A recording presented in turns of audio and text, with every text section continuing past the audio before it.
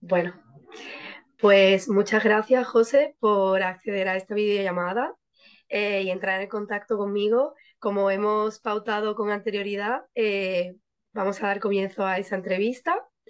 Mi primera pregunta quería decir, ¿podrías hablarnos sobre qué te inspiró a componer esta pieza musical?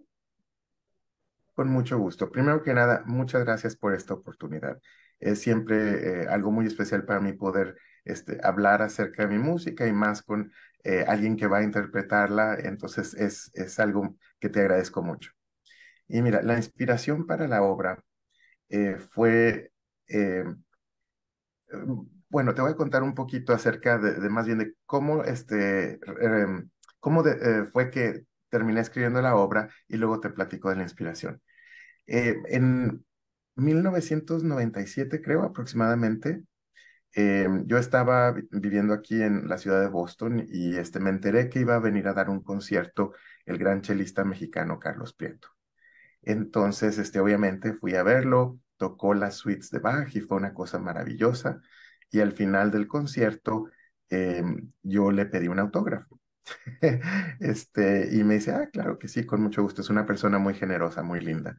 Y me dice, ¿y a quién se lo hago? Le digo yo, ah, pues me llamo José Elizondo, ¿no? Me dice, ah, José Elizondo, anoche estuve platicando con uno de tus profesores de composición y me mostró tu pieza Estampas Mexicanas y me gustó mucho. ¿Por qué no nos vemos mañana y comemos juntos o algo, ¿no? Y pues yo no podía creerlo porque pues, o sea, solo tenía una composición en aquel entonces, una piececita sencilla para orquesta y pues que este gran señor dijera que sabía quién era yo y que la había escuchado, era una mezcla de nervios y de emoción. Total, voy al siguiente día a conocerlo y comemos juntos y muy amable, él muy generoso, y me platica un poquito de su vida y no sé qué, y luego me dice, bueno, te quiero pedir que me escribas una pieza. Y yo no lo podía creer, estaba como que, ¿cómo puede ser, no? O sea, dice, sí, es que me gustó mucho tu obra para orquesta y me gustaría que escribieras una obra para dos chelos. Y yo, ah, caray, ¿no? Porque hasta ese entonces no había escrito nada para chelo como protagonista, solo el chelo como la parte orquestal, que pues tiende a ser más sencillo, ¿no? Y bueno, ya escuché con mucha atención, platicamos un poquito, y yo estaba muy nervioso, muy emocionado. Y cuando ya estoy por irme, casualmente menciona, ah, por cierto, el segundo chelista va a ser Yo-Yo Ma. Entonces imagínate, ¿no? Tenía yo una mezcla de emoción, terror y todo al mismo tiempo y agradecimiento y no podía creerlo, no sabía si estaba bromeando o qué, ¿no? Pero resultó que no estaba bromeando, o sea, ellos son muy buenos amigos, han sido amigos como por 40 años ya y y aparentemente estaban planeando un concierto juntos y querían repertorio para dos chelos. Y yo, válgame Dios, ¿no? Y entonces, escribí la primera versión de las danzas que era para la versión para dos chelos. Y tuve la gran fortuna de que les gustó y la empezaron a tocar ambos, tanto juntos como por su lado, en distintos lugares. Y por suerte, a mucha gente le empezó a interesar. Entonces me empezaron a pedir que hiciera que la versión para orquesta, que la versión para cuarteto de cuerdas, etcétera. Y eventualmente la versión para cello solo, que es la que tú estás preparando, ¿no? Y entonces, obviamente es un proceso muy, bueno, pues muy bonito desde el punto de vista como compositor, porque el hecho de que una obra a la que le pusiste tanto cariño y que le dedicaste tanto tiempo pueda tener más de una vida, ¿no?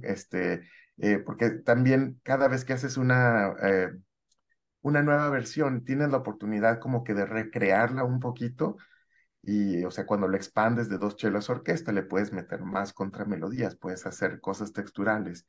Pero cuando la tienes que condensar a un solo instrumento, es todo un reto muy, muy grande, pero muy interesante. Y más cuando estamos hablando de danzas, que son, o sea, se sobreentiende que hay más de una persona que está bailándola, ¿no? Es en el arquetipo, obviamente hay danzas para una sola persona, pero cuando piensas en un tango, una bossa nova, que es lo que yo escribí, entonces ¿cómo vas a hacer para, especialmente en el tango, donde yo quería que se sonara como que los dos chelos estaban hablando, conversando, bailando, mantener esa dicotomía y también que suene lleno y que suene interesante, ¿no? Entonces fue un gran reto. Pero bueno, entonces es parte de la historia y ahora sí, ya teniendo que escribirles la obra, ¿cómo fue la inspiración? Que era tu pregunta original. Perdona que contesto a veces demasiadas tangentes. Mira, bueno, como no había escrito yo casi nada para cello, te digo, entonces me puse a estudiar las suites de Bach, que pienso yo que es la obra más extraordinaria para cello y donde yo quería aprender eh, qué puede uno hacer para el cello. Entonces pasé como un año y medio estudiando las suites y, por cierto, yo no toco cello, no toco ningún instrumento de cuerdas. Entonces era estudiando nada más la partitura, ¿no? Y escuchando grabaciones y todo eso. Y creo que por eso es por lo que el otoño en Buenos Aires quedó con más contrapunto que las otras dos, porque al inicio yo estaba todavía muy en ese mundo, ¿no? De Bach. Y, em- y yo quería escribir, en aquel entonces, la única otra pieza que había escrito se llama Estampas Mexicanas, y había sido un homenaje a tres compositores mexicanos. Y estaba yo en ese periodo descubriendo lo que es la música clásica latinoamericana, que como tú sabes, no es algo que uno necesariamente tiene tanto acceso, o por lo menos en esa época, ya estoy viejito, en esa época no se aprendía tanto acerca de la música clásica latinoamericana en conservatorios o en la universidad o en ningún lado. Realmente, entonces yo apenas estaba empezando a descubrirla y estaba muy emocionado. Ya había escuchado cosas que se me hacían fabulosas. Ahorita todo mundo y su mamá toca Piazzolla, ¿no? Especialmente desde la pandemia, como que se hizo un gran auge, que todo el mundo toca toda la obra de Piazzolla y es maravilloso. Pero en aquel entonces, estamos hablando del 97, 98, por allá, no era tan común. Entonces, bueno, pues yo descubrí Piazzolla, digamos, para mi mundo, ¿no? Para mi propia selección de piezas que escuchaba, y yo estaba encantado, fascinado. Descubrí Villalobos, también otro compositor extraordinario, y empecé. Claro, suena ridículo que diga descubrí, porque obviamente pues, mucha gente lo sabía, pero te digo, para mi mundo cerrado, que yo estaba acostumbrado básicamente a escuchar Chopin, Mozart, todo eso, ¿no? Entonces fue una revelación que de lo vibrante, lo energético, lo colorido que puede ser la música clásica. Y entonces yo pensé, bueno, en esta oportunidad que tengo de escribir esta obra para cello, y yo en ese entonces todavía no me consideraba compositor. Dije, bueno, será la única oportunidad que tendría de escribir algo así. ¿Por qué no hacerlo? Por la música que me está emocionando ahorita tanto, que es la música latinoamericana, y no quería yo necesariamente hacer algo estilizado o algo así rarito que medio suene a música latinoamericana. En aquel entonces todavía mucha gente estaba escribiendo mucha música contemporánea, tonal y cosas así, ¿no? Le hacían mala cara si tenías melodías o si tenías ritmos o algo agradable, digamos, si se veía mal, básicamente. Entonces yo dije, no, mira, no sé si vaya a tener otra oportunidad, no me importa si es vanguardista o no, lo que me importa es que sea algo que me salga del corazón, algo que me guste, o sea, que cuando lo escuche pueda estar orgulloso de que, pues sí, es una melodía agradable, todo eso. Y lo único que me importaba era básicamente que fuera una obra que quedara bien escrita y que le pudiera gustar al maestro Carlos Prieto, que fue el que me la comisionó, y él muy generosamente me dijo que no había restricción de estilo. Entonces, bueno, me fui por ese lado. Para el tango, obviamente mis influencias pues eran los tangueros más famosos, ¿no? Astor Piazzolla, extraordinario, obviamente. Y yo de niño había escuchado muchos tangos de Carlos Gardel, que era muy popular cuando uno pensaba en tango en México. Entonces, entre el drama y el liricismo de las canciones de Gardel y la maravilla de lo que es el tango en la versión de Piazzolla, esas fueron mis influencias. Y eso fue lo que me llevó a escribir el primer movimiento, el Otoño en Buenos Aires. El segundo movimiento es interesante porque lo escribí un poquito después, pasó un poquito de tiempo, ya me sentí un poquito más cómodo en cuestión de escribir algo más, ¿cómo te diré? Menos apegado al contrapunto y cosas así, que tuviera un poquito más de sabor folclórico, digamos, y bueno, no folclórico, pero estaba tratando de escribir una bossa nova y no necesitaba que fuera una bossa nova contrapuntística, ¿no? Entonces, este, me inspiró la música de Jobim, obviamente todo el mundo conoce La chica de Ipanema y muchas otras obras que él escribió que son muy agradables, muy bonitas, muy relajadas, pero el que más me fascinaba era Villa-Lobos, que estaba yo apenas empezando a descubrir su música y la primera obra que yo conocí de él fue la Baquianas Brasileiras número 5, que es una cosa excelente, muy chelística obviamente. Entonces yo quería de alguna manera tener esas melodías largas, líricas, hermosas, como las que él escribió, y pues hice mi pequeño intento, ¿no? O sea, yo sé que obviamente era mi primera vez tratando de escribir estas cosas, pero bueno, tienes algo como una inspiración y bueno, está bien, ¿no? En esa época, a mí me diagnosticaron con una enfermedad muy fuerte. Prefiero no especificar por motivos de la entrevista lo que es. Con mucho gusto te puedo comentar después. Pero era una enfermedad que implicaba posiblemente que no fuera yo a durar muchos años más o iba a ser un tratamiento muy pesado. Y entonces eso pasó y también coincidió con el tiempo en que yo me enamoré por primera vez. Entonces eran dos emociones muy fuertes y muy contrarias, la melancolía o resignación de posiblemente estar viviendo los últimos momentos y la emoción, inocencia y todo eso de un primer amor. Entonces, hay mucho de eso en esta obra. Tiene unas melodías pues muy románticas, pero medio lánguidas y melancólicas también, y de ahí es de donde vienen esas. Ahora, tiene una introducción un poquito caótica, un poquito rarita con los pizzicatos y todo eso, que mucha gente no entiende, o sea, ¿y eso qué, no? O sea, ¿de dónde salió eso? Y eso viene básicamente también de donde viene el nombre, que yo cuando pensaba en Brasil pensaba en, obviamente, las cosas más icónicas, hermosas que uno conoce. Yo nunca había viajado a Brasil desde entonces, después tuve la oportunidad, pero te imaginas el Cristo del Corcovado o en la montaña de pan de azúcar.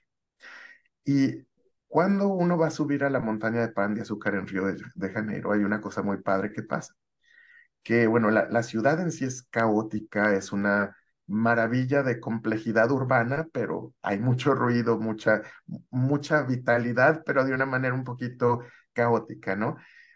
Y tienes que tomar un teleférico, un funicular que te lleva a la cima del Pan de Azúcar. Y entonces cuando te subes al carrito del funicular, todavía estás escuchando todo este caos urbano. Y conforme vas ascendiendo, el ruido se va disminuyendo, se vuelve todo menos caótico y como que vas entrando a algo más consonante, más en armonía contigo mismo, porque tu enfoque pasa de la ciudad a los paisajes que se ven desde ahí, desde ese funicular, que son unas montañas espectacularmente hermosas, el infinito del mar y todas estas cosas que pues la naturaleza siempre es muchísimo más inspiradora, ¿no? Entonces yo dije, bueno, también quizás podría hacer algo similar en esta pieza, empezar con algo más o menos caótico. No es totalmente arbitrario, pero puede llegar a sonar como si fueran, pues sí, notas un poco disonantes o angulares y conforme va pasando la introducción, ya como por el compás 16 por ahí, empieza a escucharse un poquito más como que, tiene cierta direccionalidad, tiene cierta, armonía y eventualmente ya para cuando llegas al compás 20 es completamente tonal y resuelve de cierta manera a el inicio de la parte melódica, que es completamente lírica y mucho más romántica, ¿no? Es como te sales ya del carrito del funicular, llegaste a la cima y estás viendo ese panorama hermoso. Entonces, eso explica la introducción y, bueno, y como te dije, la parte del primer amor y de la tristeza por la enfermedad explica las melodías líricas y con ciertos anhelos, pero también cierta melancolía, ¿no? Ujú. Y luego, por último, el tercer movimiento, obviamente no podía escribir una obra latinoamericana sin hacer referencia pues, a mi país, México. Y inicialmente yo quería hacer, como había hecho, digamos, un homenaje más o menos, ¿no? A compositores específicos para Argentina, para Brasil. En México yo acababa de escribir la de estampas mexicanas justo antes de esta, entonces ya había yo hecho algo específicamente para Carlos Chávez, Revueltas y Ponce, que son tres de los compositores que más me gustan, y dije, bueno, en este caso quizás lo haga más como homenaje a un género de música que a un compositor en específico, entonces fue por lo que me enfoqué en la música de mariachi. También coincidió que mi mamá y mi hermana acababan de mudarse a la ciudad de Guadalajara, que está en el estado de Jalisco, que es de donde viene la música de mariachi. Entonces tenía esa conexión personal y me imaginé básicamente, pues sí, una feria de pueblo, digamos, ¿no? Algo muy alegre, muy festivo, lleno de vida, lleno de colores, y fue lo que traté de hacer con el atardecer tapatío. Perdona la respuesta tan larga. No pasa nada porque hemos cubierto varias preguntas en una, porque nos has hablado de tu inspiración en componer la pieza, también nos has contado la historia detrás de cada pieza, de tu relación personal con cada una de las piezas y cuál es tu visión detrás de ellas. E incluso nos has hablado también de la influencia artística y musical que hay detrás de cada una de ellas e Sí. incluso si enfrentaste algún desafío en la manera de componer, como bien has hablado de que era tu primera vez componiendo para este instrumento, para el cello, y que claro, eso siempre te mantiene muy alerta e intentando pues buscar inspiración, de lo cual también nos has hablado en otros compositores, primero en Bach, después en otros compositores como Villalobos, y una vez respondida esta parte, me gustaría también preguntarte si el por qué la instrumentación, cuando tú llegas a tu página web, hay muchas opciones de descarga de tus partituras que, por cierto, están gratuitamente disponibles para todos. Y quería preguntarte sobre la instrumentación y por qué hay tantas versiones de casi todas las piezas que escribes. Bueno, mira, muchas gracias por la pregunta, porque es algo que creo que mucha gente tiene esa inquietud y muy pocas veces tengo la oportunidad de comentar por qué es. Y pienso yo que la razón ha cambiado durante el tiempo. Si te fue así sumamente honesto, inicialmente fueron dos las razones. Una fue que ocasionalmente había gente que me decía, ah, nos gustó mucho la pieza, pero toco la flauta o toco X instrumento, ¿no? No la tienes en versión para eso. Y inicialmente hubo muchos casos en los que simple y sencillamente dije, lo siento mucho, pero no. Pero eventualmente vas guardando estas memorias y piensas, bueno, posiblemente debería de ser una versión para eso. La otra es una razón también muy pragmática, que es, la obra no es fácil. Entonces, especialmente al inicio, cuando pues nadie tenía ni la más remota idea de quién soy, todavía nadie lo sabe, pero un poquito menos, ¿no? En ese entonces no tenía ningún contacto chelístico fuera de Don Carlos y entonces realmente era muy difícil conseguir que otra gente quisiera animarse a tocarla y más porque empezaban a aprenderse el primer movimiento y no era trivial. Entonces, obviamente es una cosa es que digas, ah, bueno, en una semana me la aprendo. Otra cosa es que le tengas que echar más ganas y más tiempo y que digas, ay, pero ¿quién es este compositor o qué es esta pieza y cómo va a sonar? Porque al principio ni siquiera tenía grabaciones ni nada, ¿no? Entonces, eh, me di cuenta que sí, para chelos, o sea, no fue intencional que la haya escrito muy difícil. Quería escribir, obviamente, algo de nivel, porque le iban a tocar Carlos Prieto y Yo-Yo Ma, pero yo no siendo chelista, no me di cuenta que también había varias cosas que eran bastante más complejas de lo que yo pensaba.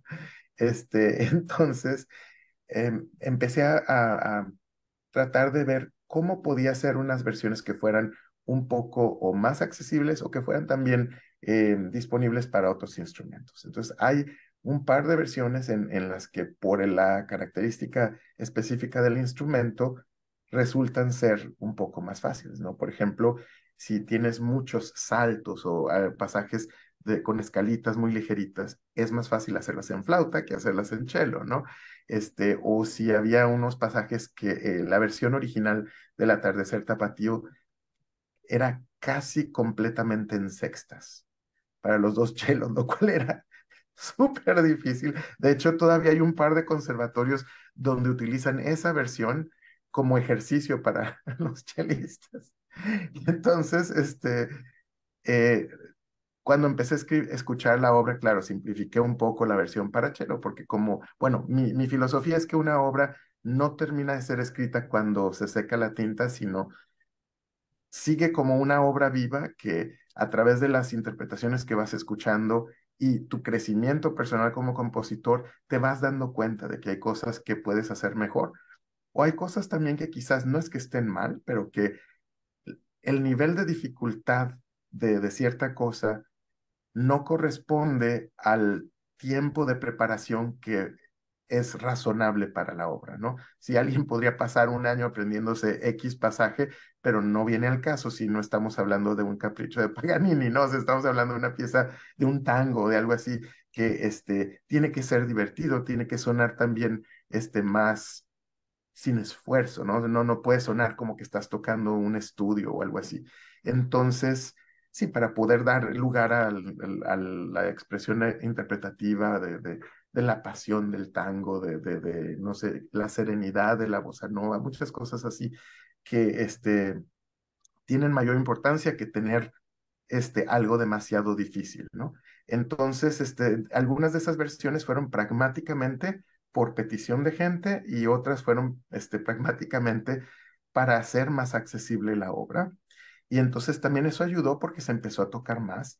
Y algo que fue bastante curioso fue que el escribir una versión para orquesta fue uno de lo que más ayudó, a pesar de que como compositor es más difícil, obviamente, escribir una obra para orquesta. em, Porque podía dividir ciertas cosas que antes estaban básicamente enfocadas en dos chelos, en los distintos instrumentos, con distintas tesituras, donde tocar una melodía alta y lírica es algo que se presta más, digamos, en un violín que estar en un rango extremo del cello, etcétera. Y entonces, después, ya en años recientes, en los últimos 5 años, digamos, la razón cambió porque, bueno, seguían pidiéndome que escribiera distintas versiones, pero también era de cierta manera para abrir puertas. Por ejemplo, cuando quise empezar a escribir obras para saxofón, pues obviamente que tomé también las que yo ya tenía y las transcribí para saxofón. Cuando quise, por ejemplo, también enfocar un poco de mi tiempo al instrumento de la viola, también decidí tomar algunas de mis obras para cello y hacer versiones que incluyeran este instrumento. Entonces, digamos que recientemente se agregó una tercera razón que era también estratégicamente para abrir puertas. Bueno, muchas gracias, porque gracias por tu respuesta. Ahora ya se puede comprender un poco más lo que aparece en tu página web y a pesar, tiene mucho sentido y es muy accesible para todos, lo cual se agradece mucho, sobre todo de nosotros, los estudiantes. Después de escuchar tu respuesta con anterioridad, creo que ha quedado muy claro la visión que tienes de la pieza en sí, de las tres partes de esta pieza, y hay una imagen mental muy clara de lo que para ti significan cada una de estas piezas. Y ahora yo te quiero preguntar qué te gustaría que los oyentes, el público, experimente después de escuchar tu composición. ¿Qué crees tú que ellos podrían experimentar? Muy buena pregunta. Pues mira, pienso que no va a ser muy controversial. Me gustaría que experimenten felicidad. Porque obviamente como compositor, bueno, no obviamente, porque hay muchas, perdón, los compositores tienen una variedad de intenciones, pero en mi caso, la intención cuando escribo música es compartir un momento con el público. Hay piezas en las que sí, está tratando uno de expresar algún concepto profundo o estás tratando de compartir un momento más de, digamos, contemplativo, sereno, etcétera. Pero en estas piezas ya son danzas, ¿no?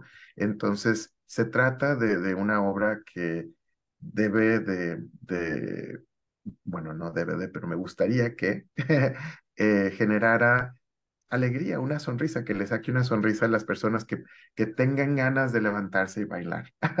No te creas, estoy haciendo un poquito casual con esta respuesta porque es difícil, ¿no? Porque hay gente que le gusta escuchar la música con mucha atención y están tratando de entender distintos significados. Hay gente que le gusta escuchar la música por el placer de escuchar la música y realmente a mí, me gusta escribir las piezas de manera que pueda hacerse las dos cosas, ¿no? Que puedas tener un momento muy agradable, especialmente en esta pieza que es algo ligero, digamos, por ser danzas, pero también que si le pones atención y quieres sacarle un poquito más de jugo, que exista eso ahí, ¿no? Que tengas suficiente contenido para que no sea nada más una experiencia estética pasajera.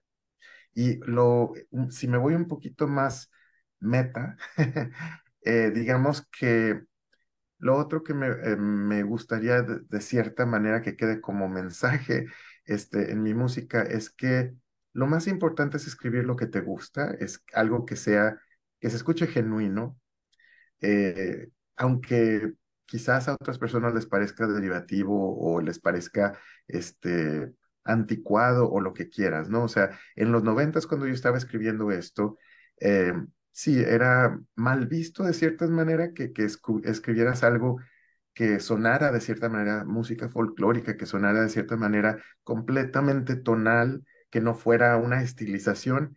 Y a mí lo que me parecía era importante que no tener ninguna pena, digamos, de escribir música que fuera netamente inspirada por un folclore o por un género existente en Latinoamérica. O sea, nadie tiene problema escuchando música de inspiración así húngara, por ejemplo, con Liszt o de otros países, ¿no? Entonces, no me gusta en ciertas maneras cuando escucho que la gente le pone cierto estigma a la música latinoamericana o que no la toman con tanta seriedad. Entonces, de hecho, esa fue una de las razones por las que no quise esconder el tango, no quise esconder la bossa nova o el jarabe en estas obras, sino quise hacerlos bien explícitos, porque a mí me gustan y yo pensé que habría personas que les traería felicidad escuchar simple y sencillamente las obras en el contexto de los instrumentos clásicos y obviamente tratando los géneros con el mayor respeto posible y agregando elementos de contrapunto o de cositas así que también me agradan mucho y que fueran una expresión genuina de lo que a mí me gusta escribir. Bueno, muchas gracias por compartir tu respuesta. Y ya para terminar, me gustaría hacer una pregunta que creo, dos preguntas en realidad que tienen más relación con mi trabajo de investigación. Para mi propia interpretación de la obra, he decidido colaborar con un bailarín que compartirá escenario conmigo en el concierto final. ¿Qué opinas sobre la inclusión de la danza en esta composición? ¿Y crees que enriquece de alguna manera la experiencia musical desde el punto de vista del oyente? Cuando compongo muchas veces, en vez de nada más hacer una cosa cerebral, me gusta bailar mi música. Cuando estoy viendo cómo completar una frase de manera que suene natural, de manera que te lleve a algún lugar, me gusta, de alguna manera moverme con la música. Claro, no será la cosa más hermosa del mundo, pero, creo que la fisicalidad de esos movimientos te lleva a una naturalidad, donde no tienes, frases forzadas o algo así, sino que un movimiento te lleva al siguiente. Yo encuentro eso muy natural para mí cuando estoy escribiendo la obra. Entonces, también estas obras no fueron escritas, como te digo, como un ejercicio cerebral para una clase de análisis, ¿no? Fueron escritas para disfrutarse y con elementos bien folclóricos y todas estas son piezas muy icónicas, perdón, icónicas de baile. Entonces se me hace fantástico que se reconecte esas dos influencias, la musical y del baile. Te agradezco porque será fantástico ver el resultado. Y claro, me imagino que, o sea, va a verse muy natural, eh, porque obviamente, sí, existe una tradición muy fuerte, ¿no? Obviamente del baile del tango, de la bossa nova y ¿cómo se dice? Del jarabe mexicano. Entonces, gracias por hacerlo así. Muchas gracias a ti por poder darme la oportunidad trayendo tu música al mundo. Y ahora ya, así para terminar, de esta pregunta es de donde nace la idea de mi trabajo de investigación y es una pregunta un poco general, pero sería algo así como, ¿cuál es tu opinión sobre la combinación de la música con otras formas artísticas en general? Y si crees que esta práctica podría entonces atraer a un público más joven que quizá no se sienta tan atraído por la música clásica, pues tradicional. Sí,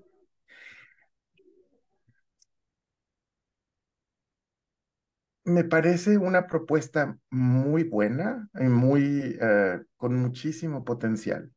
Tiene uno que hacerlo de manera muy cuidadosa, porque es muy fácil caer en clichés y es muy fácil caer en situaciones donde más que facilitar un acceso, puede uno como que verse más como que estás comercializando de alguna manera la obra. Pero algunos de los conciertos más memorables que he visto en mi vida han sido cuando ha habido esta confluencia de distintos modos de arte y puede ser sumamente inspirador. Hubo, por ejemplo, un concierto muy hermoso que asistí en Roma, en donde básicamente usaron un museo para dar un concierto de violín y acordeón. Y era con uno de los violinistas más extraordinarios que existen ahorita. Y el museo básicamente se volvió personaje protagonista en esta obra. Básicamente el concierto no sucedió estático en un lugar, sino que íbamos caminando por el museo y dependiendo de las obras, había música que compaginaba con las obras del museo y que estábamos presenciando. Era como si de pronto les dieran vida a esas esculturas, a esas pinturas que estábamos viendo, y la música significaba más, y la pintura y la escultura significaba más, y tenías una experiencia más rica, porque claro, entre más sentidos estén involucrados en tu experiencia de algo, independientemente de qué sea ese algo, va a quedar más profundamente arraigado en tu memoria, ¿no? Entonces, eso ayuda mucho. También ayuda el no estar necesariamente sentado por 2 horas ahí sin poderte mover y hacer un ruido y todo eso, que no es nada más falta de disciplina, porque hay gente que critica, ay, es que estos jóvenes y ahora que no, no, es simple y sencillamente que es agradable el poder sentirte natural, el poder, si te mueve la música, moverte un poquito, el no tener ese miedo de ir de alguna manera a cometer un error, ¿no? Y que socialmente tienes toda esa presión. Entonces, el hacer eventos donde se presta un poquito más para que se sienta la gente más, de alguna manera más libre de experimentar cosas y menos como limitada, eso se me hace muy bien también. Obviamente el baile y la música pues tiene una gran tradición de complementarse perfectamente, o sea, obviamente por los ballets y por todo lo demás. Entonces pienso que esa no creo que se le pueda cuestionar mucho porque es algo muy natural y muy hermoso. Y si le agregas también multimedia o le agregas a alguien recitando un poema que quizás esté relacionado con el tema de la obra que vas a escuchar, o si incluso he visto algunos conciertos donde tienen a un artista que está creando una pintura durante la ejecución de una obra, se me hacen que son maneras muy creativas, muy originales y muy efectivas cuando están hechas bien y con alta calidad. Sí, para dar una experiencia más rica, más vívida, algo que diferencia un concierto de tantos otros y que también tiene el potencial de, como decías tú, de atraer un nuevo tipo de público. Entonces me parece genial. Bueno, pues muchísimas gracias, José, por tu tiempo y por tanta información tan interesante que nos has podido dar a los que estemos viendo esta entrevista, yo incluida. Y por supuesto, se te informará de los resultados. Estoy deseando poder enseñártelos. Y otra vez, muchísimas gracias por tu tiempo y espero que Muchas todo gracias a vaya ti. muy bien y podamos coincidir en el futuro. Te agradezco mucho esta oportunidad y deseo lo mejor, mucho éxito.